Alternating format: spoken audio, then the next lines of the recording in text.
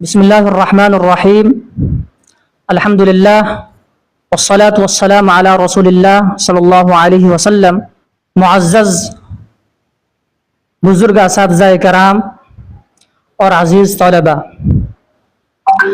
اللہ کا بڑا فضل اور احسان ہے کہ اللہ تبارک و تعالی نے ہم سبوں کو ایک نعمت عظمیٰ سے نوازا، وہ ہے دارالحکمت کی شکل میں.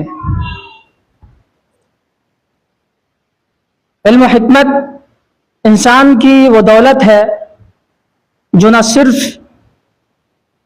دنیاوی ترقی کی راہوں پر گامزن کرتی ہے بلکہ روحانی بلندیوں تک لے جاتی ہے.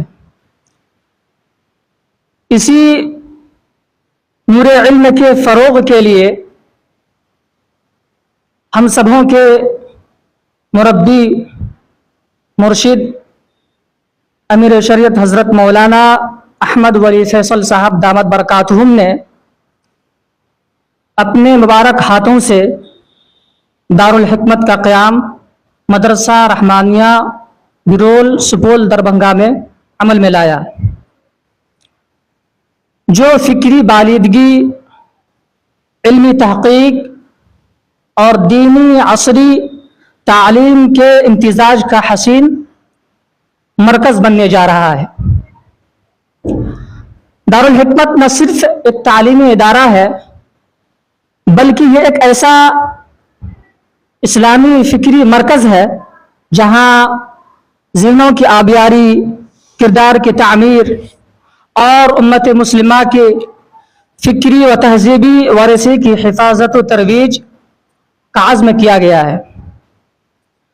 یہ شعبہ اس خواب کی تعبیر ہے جو علم، حکمت، تحقیق اور تدبر کی بنیاد پر ایک روشن پرامن معاشرے کی تشکیل چاہتا ہے. ہم سب مل کر کے اس بات کی کوشش کریں گے کہ اللہ تبارک و تعالی اس شعبے کو ترقی سے نوازے اور حضرت امیر شریعت دامت برکاتہم جس فکر کے ساتھ آگے بڑھے ہیں اور جو وہ سوچ رکھتے ہیں، اللہ تعالی انہیں ہماری کامیابی عطا فرمائے. سب سے پہلے میں مدرسہ رحمانیہ سپول کے نائب محتمم جناب مولانا مفتی توحید صاحب مظاہر کو دعوت دیتے ہیں کہ آپ ہمیں اور ان تمام طلباء کو ناصحانہ کلمات سے نوازیں. بسم اللہ الرحمن الرحیم وبہ نستعین ونصلی علی رسولہ الکریم اما بعد. اعوذ باللہ من الشیطان الرجیم بسم اللہ الرحمن الرحیم اقرأ باسم ربک الآیہ. کلام الملوک ملوک الکلام. اس قوم کو اس بات پر فخر حاصل ہے کہ کائنات کو معرض وجود میں لانے والے نے اس قوم کو جناب محمد رسول اللہ صلی اللہ علیہ وسلم کی امت بنایا اور اشرف المخلوقات بنا کر بھیجا ہے. یہ وہ قوم ہے جس کے حکم کی ابتدا اقرا سے کی گئی ہے، یعنی اللہ تعالیٰ نے سب سے پہلا پیغام اس امت کو یہ دیا ہے کہ وہ پڑھے، ان پڑھ نہ رہے. اس کے لیے علم کا سیکھنا اللہ کے نبی صلی اللہ علیہ وسلم نے فرمایا کہ فرض کے درجے میں ضروری اور لازم ہے.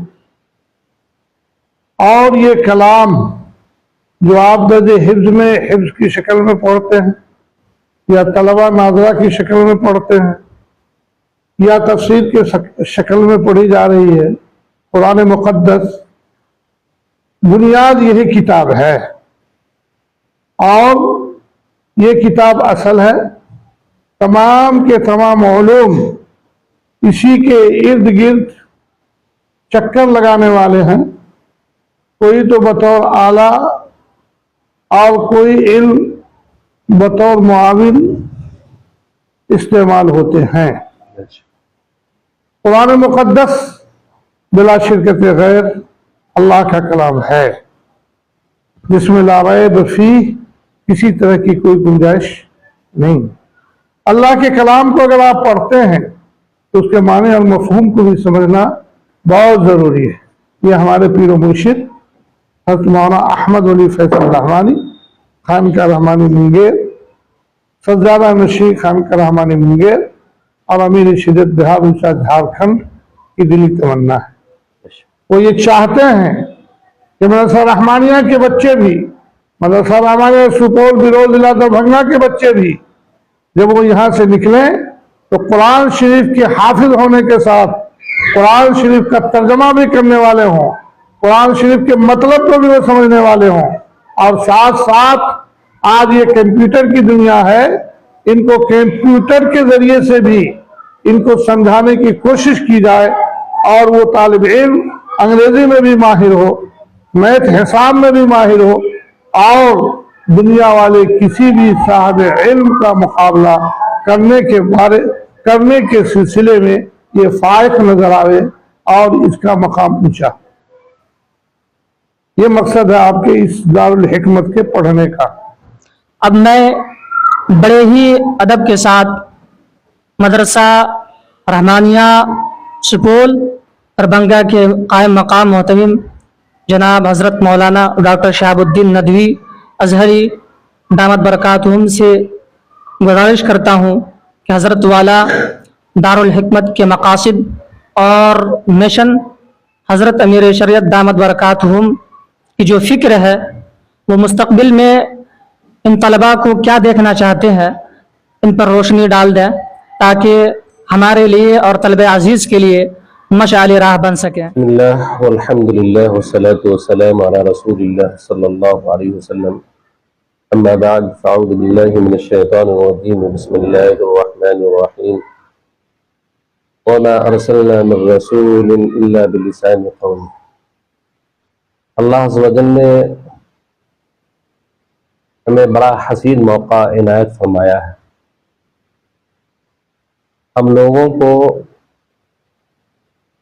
اس موقع کو ضروری موقع سمجھنا ہے اور اس سے استفادہ کرنا ہے۔ ابھی جو آیت کریمہ کی تلاوت کی گئی ہے، اس میں اللہ عز و جل ارشاد فرماتا ہے کہ ہم نے جو بھی پیغمبر بھیجا ہے وہ اس کی قوم کی زبان میں ہی بھیجا ہے۔ وما ارسلنا من رسول الا بلسان قوم، کہ ہماری طرف سے جو بھی پیغمبر مبعوث ہوئے ہیں وہ قوم کی زبان میں ہی مبعوث ہوئے ہیں۔ آپ لوگوں کو پتہ ہونا چاہیے کہ آج کے قوم کی زبان کیا ہے۔ ظاہر سی بات ہے، عربی زبان ہماری سب سے پہلی مادری زبان ہے، کیونکہ ہم سب مسلمان ہیں۔ اسلام کی وجہ سے ہماری مادری زبان کیا ہے؟ وہ عربی زبان ہے۔ تو ہم لوگوں پر عربی زبان کا سیکھنا نہایت ہی ضروری ہے، کیونکہ عربی زبان میں ہی اللہ کی مقدس کتاب ہے، جس کتاب کو اللہ تعالیٰ نے نازل ہی اس کام کے لیے فرمایا ہے تاکہ لوگ اس سے ہدایت سیکھیں، رہنمائی حاصل کرے، روشنی لے اور اپنی زندگی کو منور کرے، اور دوسروں کو بھی اس روشنی سے فائدہ اٹھانے کا موقع ہے۔ اگر ہم عربی زبان نہیں پڑھیں گے، نہیں سیکھیں گے، تو ہم یہ کام نہیں کر سکتے۔ تو اللہ عز و جل نے ارشاد فرمایا کہ ہم نے جو بھی پیغمبر بھیجے ہیں، جو بھی فرستادہ بھیجا ہے، اس کی قوم کی زبان میں ہی بھیجا۔ ہم تمام کے تمام جو ہے دین اسلام کے پیغمبر ہیں، ترجمان ہیں۔ ہم سب لوگ دین سیکھنے آئے ہیں، اور دین سیکھ کر اس کو دوسروں تک پھیلانا ہے۔ تو جو پھیلانے جاتے ہیں اسی کو پیغمبر بولتے ہیں، اسی کو ترجمان بولتے ہیں. ہم سب کو دین کی ترجمانی کرنی ہے، کیونکہ ہم یہاں آئے ہیں تاکہ اللہ کی کتاب کو سیکھیں، نبی کریم صلی اللہ علیہ وسلم کی تعلیمات کو سیکھیں اور پوری دنیا میں اس کو عام کریں.